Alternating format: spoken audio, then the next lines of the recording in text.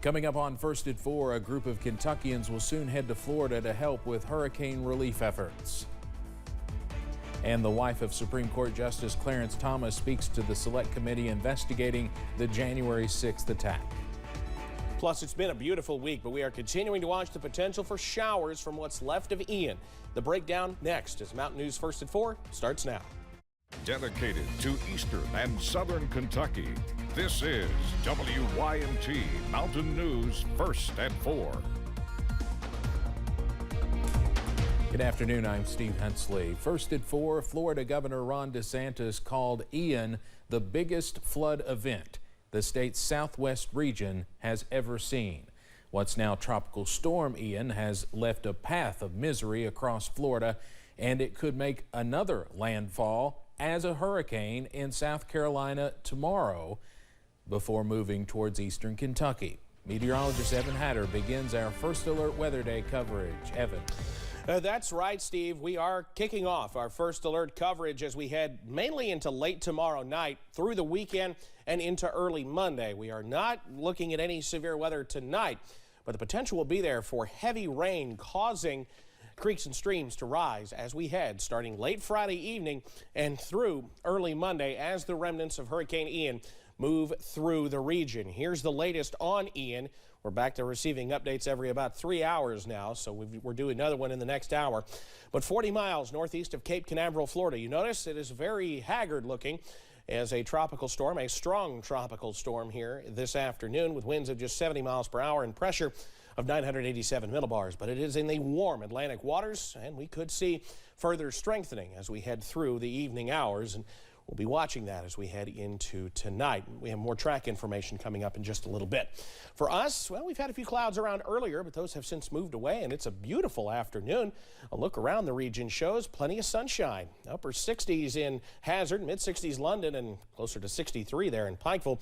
But we are all sunny. You see those temperatures, middle and upper 60s, so it is a rather comfortable afternoon here in the mountains. For us tonight, down into the mid-40s, mostly clear skies, though turning partly cloudy. Now, coming up in just a bit, I'll have the latest on what we can expect from what's left of Ian coming up in just a few minutes. Steve? All right, Evan, thank you. The National Hurricane Center says Tropical Storm Ian was still causing catastrophic flooding through east central areas of Florida. Ian made landfall yesterday as a strong Category 4 storm, making it one of the strongest hurricanes to ever hit the United States. The system left people trapped in homes, and many parts of the state were left without power. PowerOutage.us says about 2.6 million homes and businesses were in the dark this morning. A group of Kentuckians are prepared to head south to help with hurricane relief efforts. Kentucky Baptist Relief is feeding families in need.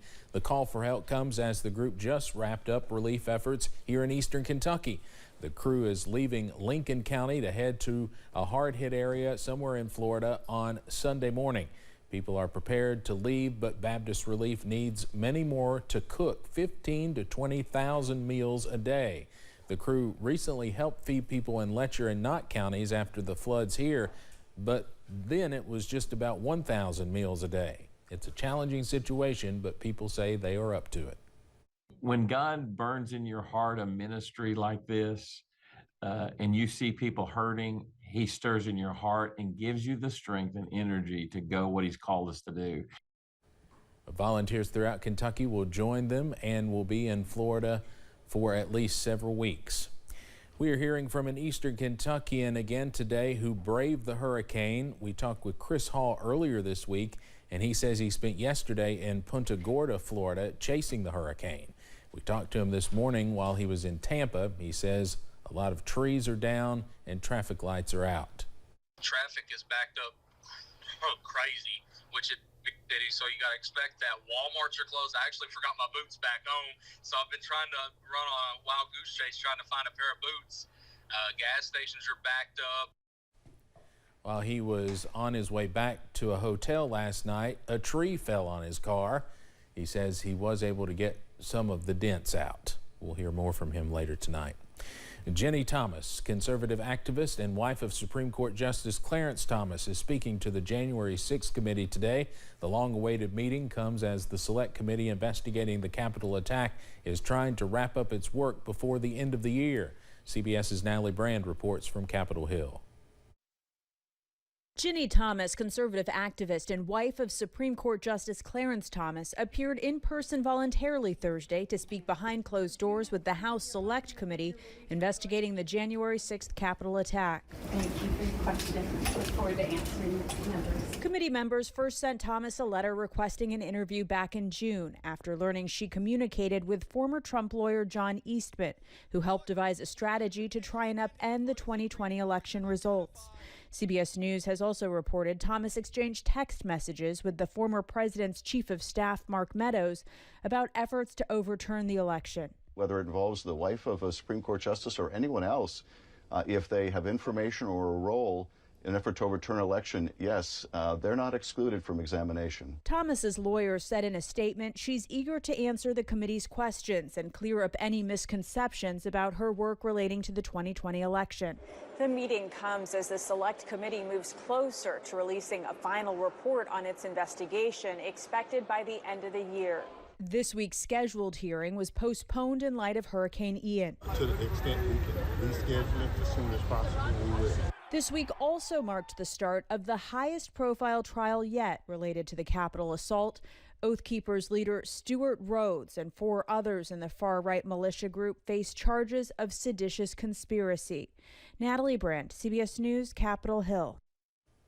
If convicted, the Oath Keepers could be sentenced to as many as 20 years in prison. Opening arguments are set to begin Monday. Veteran journalist Katie Couric revealed she was diagnosed with breast cancer a few months ago and has already undergone treatment. She explained on her website she had a mammogram after her gynecologist reminded her she was due for one. She also had a sonogram because she has dense breast tissue. The sonogram detected something and a follow-up biopsy determined it was cancer. Couric had surgery in July to remove a tumor about the size of an olive. Her radiation treatment ended earlier this week. The former CBS Evening News anchor says she went public with her experience as a teachable moment she hopes will save lives. She urged women to get their annual mammogram and find out if they need additional screening. Coming up on First at 4, a group of scientists flew into the center of Hurricane Ian the day before it made landfall using technology that could save lives. Plus, more changes on the way as we head through tomorrow and the weekend. The latest on who could see the most from Ian as our First Alert Weather Day coverage continues. Coming up.